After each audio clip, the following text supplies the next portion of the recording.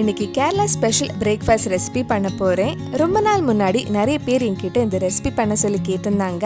கேரளான்னு சொன்னாலே நமக்கு புட்டு கடலை கறி தான் ஞாபகம் வரும். அந்த டேஸ்டியான கேரளா ஸ்பெஷல் புட்டு கடலை கறி எப்படி செய்யறதுன்னு இந்த வீடியோவில் பார்க்கலாம். ஃபர்ஸ்ட் கொண்ட கடலை வேக வைக்கலாம். நான் 1 கப் கருப்பு கொண்ட கடலை 8 மணி நேரம் ஊற வச்சதுக்கு அப்புறம் நல்லா வாஷ் பண்ணி குக்கர்ல வேக வைக்க போறேன். இது கூட நீளமா கட் பண்ண ஒரு வெங்காயம், பாதி தக்காளி, தேவையான அளவு உப்பு, 1/4 டீஸ்பூன் மஞ்சள் பொடி, 2 டீஸ்பூன் தேங்காய் எண்ணெய் ஆட் பண்றேன். கேரளா ஸ்டைல் டேஸ்ட் கிடைக்கணும்னா கண்டிப்பா நீங்க தேங்காய் எண்ணெய் யூஸ் பண்ணுங்க. இதுல 3 கப் கிட்ட தண்ணி ஊற்றி ஒரு வாட்டி நல்லா மிக்ஸ் பண்ணதுக்கு அப்புறம் லோ டு மீடியம் ஃப்ளேம்ல 7 விசில் வர வரைக்கும் வேக வைக்கலாம். இது வேகிற டைம்ல நம்ம மற்ற மசாலா எல்லாம் ரெடி பண்ணலாம். ஒரு சின்ன பீஸ் இஞ்சி எடுத்திருக்கேன். அது இந்த மாதிரி ஒரு கல் இல்லைன்னா அம்மிக்கல்ல அரைச்சு எடுக்கலாம். மிக்சியில் அரைக்கிறத விட மசாலா எல்லாம் இந்த மாதிரி கல்லில் இடிச்சு போட்டா டேஸ்ட் இன்னும் ரொம்ப நல்லா இருக்கும். இது கூட 5 பல் பூண்டு ஆட் பண்றேன். இஞ்சி பூண்டு அரைச்சதுக்கு அப்புறம் இது கூட 1/2 டீஸ்பூன் பெருஞ்சீரகம், 1/2 டீஸ்பூன் நல்ல மிளகு ஆட் பண்ணி இதே மாதிரி இடிச்சு எடுக்கலாம். மசாலா ரெடி ஆயிடுச்சு. இனி ஒரு கடாயில கொஞ்சம் எண்ணெய் ஊற்றி வெங்காயம் தக்காளி இந்த மசாலா போட்டு வதக்க போறேன். ஒரு கடாயில கொஞ்சம் தேங்காய் எண்ணெய் ஆட் பண்றேன். எண்ணெய் கொஞ்சம் சூடானதும் நம்ம ரெடி பண்ணி வச்சிருக்கிற மசாலா 2 நிமிஷம் வதக்கலாம். இந்த மசாலா வதக்கும் போது முக்கியமா லோ ஃப்ளேம்ல வச்சிருங்க, இல்லைன்னா சீக்கிரம் கருகிடும். இந்த மசாலா வதக்கும் போதே வீடு ஃபுல்லா நல்ல வாசனை வருது. இப்ப இதுல சின்னதா கட் பண்ண 2 வெங்காயம் ஆட் பண்றேன். வெங்காயம் நல்ல கோல்டன் கலர் ஆகுற வரைக்கும் வதக்கலாம். வெங்காயம் சீக்கிரம் வதங்குறதுக்கு கொஞ்சம் உப்பு ஆட் பண்ணிக்கோங்க. வெங்காயம் கொஞ்சம் வதங்கினதும் இதுல 3 பச்சை மிளகாய், கொஞ்சம் கருவேப்பிலையும் சேர்த்து வதக்கலாம்.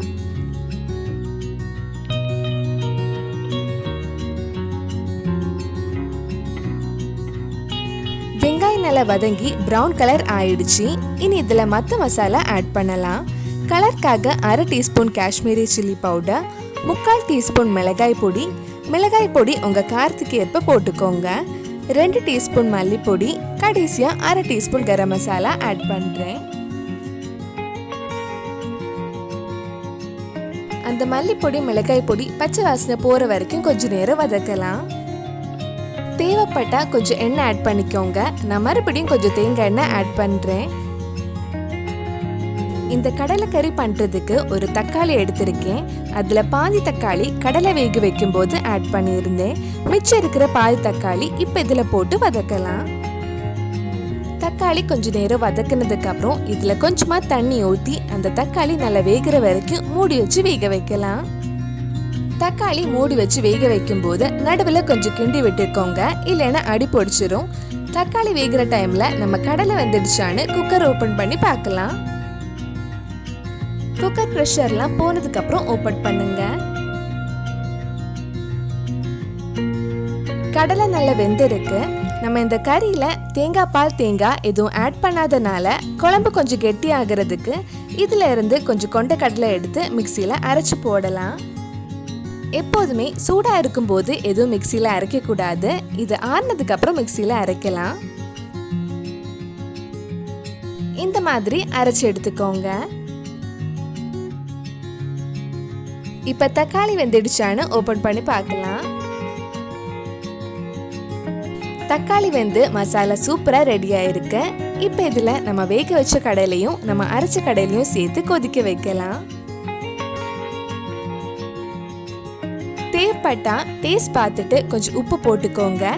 இது கொதிக்கிற டைம்ல இன்னொரு பேன்ல கொஞ்சம் கருவேப்பிலை, சின்ன வெங்காயம் தாளிச்சு இதுல போடலாம். ஒரு சின்ன பேன்ல கொஞ்சம் தேங்காய் எண்ணெய் ஆட் பண்ணியிருக்கேன். எண்ணெய் கொஞ்சம் சூடானதும் கொஞ்சம் கடுகு போடலாம். கடுகு வெடிச்சதுக்கு அப்புறம் 2 காஞ்ச மிளகாயும் கொஞ்சம் கருவேப்பிலையும் ஆட் பண்ணிக்கோங்க. இது கூட சின்னதா கட் பண்ண 10 சின்ன வெங்காயம் சேர்த்து வதக்கலாம். வெங்காயம் நல்ல பிரவுன் கலர் ஆகிற வரைக்கும் வதக்கணும். வெங்காயம் சீக்கிரம் வதங்கிறதுக்கு இதுல கொஞ்சமா உப்பு ஆட் பண்ணிக்கோங்க. இதுக்கு முன்னாடி நம்ம சேனல்ல பண்ண குழம்பு ரெசிபி, வெஜ் ரெசிபிஸ் எல்லாம் உங்களுக்கு பார்க்கணும்னா அதோட லிங்க் கீழே டிஸ்கிரிப்ஷன்ல இருக்கு. அந்த வீடியோஸும் போய் பாருங்க.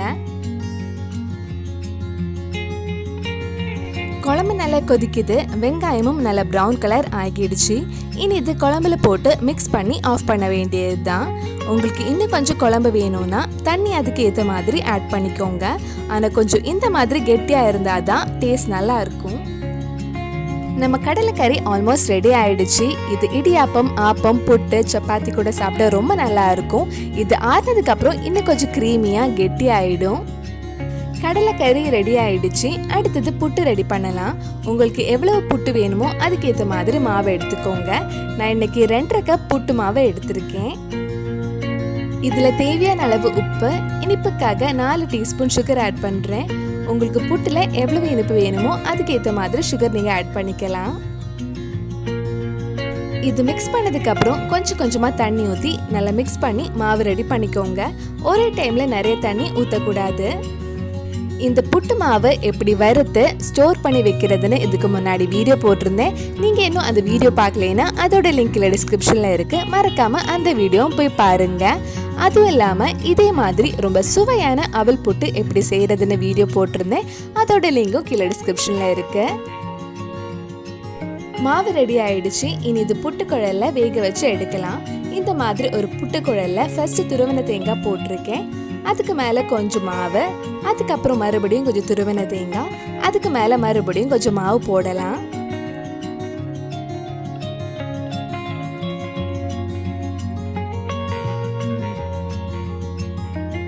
இனி இது வேக வைக்கலாம். இதுல தண்ணி நல்லா கொதிக்குது. இப்ப வேக வச்சா 5 நிமிஷத்துல புட்டு ரெடி ஆயிடும். இந்த மாதிரி நல்லா ஆவி வந்ததுக்கு அப்புறம் எடுத்துடலாம்.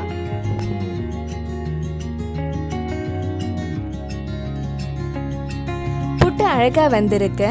இந்த மாதிரி புட்டு குழல்லையும் புட்டு பண்ணலாம். இல்லைன்னா சின்ன சைஸ் புட்டு பண்றதுக்கு இந்த மாதிரி சின்ன பாத்திரத்திலையும் பண்ணலாம். நம்ம ஃபர்ஸ்ட் பண்ண மாதிரியே முதல்ல கொஞ்சம் துருவன தேங்காய் வச்சு அதுக்கு மேல கொஞ்சம் மாவு போட்டு மறுபடியும் கொஞ்சம் துருவன தேங்காய் வைக்கலாம்.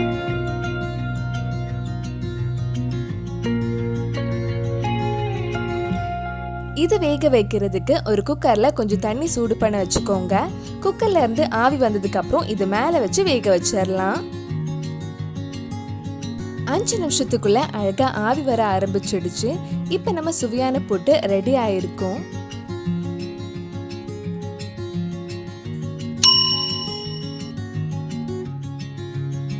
இந்த புட்டு பண்றதுக்கு ரொம்ப டைம் ஆகாது. டக்குன்னு ரெடி பண்ணிடலாம். இந்த புட்டும் நம்ம செஞ்ச கடலைக்கறியும் சூப்பர் காம்பினேஷன். சாப்பிட ரொம்ப நல்லா இருக்கும். ரொம்ப சுவையான கேரளா ஸ்பெஷல் புட்டு கடலைக்கறி ரெடி ஆயிடுச்சு. கண்டிப்பா நீங்களும் இந்த டேஸ்டியான ரெசிபி உங்க வீட்டுல செஞ்சு பாருங்க. பிடிச்சிருந்தா இந்த வீடியோவை லைக் பண்ணுங்க, உங்க ஃப்ரெண்ட்ஸ் அண்ட் ஃபேமிலிக்கு ஷேர் பண்ணுங்க. வேற என்னெல்லாம் கேரளா ஸ்பெஷல் ரெசிபி நம்ம சேனல்ல ட்ரை பண்ணலான்னு கீழே கமெண்ட் பாக்ஸ்ல சொல்லுங்க. நீங்க இன்னும் என்னோட சேனலை சப்ஸ்கிரைப் பண்ணலைன்னா மறக்காம சேனலையும் சப்ஸ்கிரைப் பண்ணுங்க.